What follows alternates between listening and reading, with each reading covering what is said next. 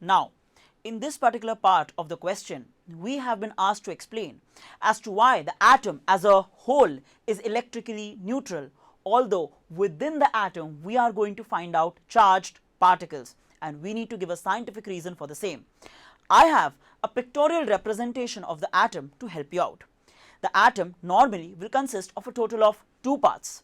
Right into the center of the atom, we are going to have the nucleus, and whatever is left apart from the nucleus is going to be the extranuclear part. Now, who is there within the nucleus?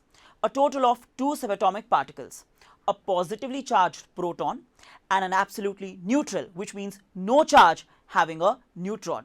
Apart from that, we have negatively charged electrons which are present in the orbits or the shells, which are going to be present around the nucleus, constituting the extranuclear part of the atom. Now, let's write this particular information down. An atom is made up of a nucleus and an extranuclear part. Protons and neutrons are present within the nucleus. The nucleus over here is obviously positively charged. Why so? Because the nucleus contains positively charged protons, and therefore the entire nucleus is also going to be positive in nature, positive in charge.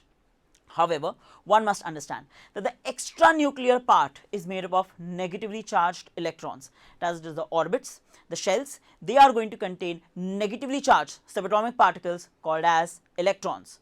To finish it off, one must say that the protons are obviously positively charged, electrons are obviously negatively charged, and then we have a third subatomic particle called as a neutron, which does not have any charge. It is absolutely neutral. Now think about this carefully. Neutrons are not the ones which are going to bother us over here because they are obviously neutral. They don't have any charge.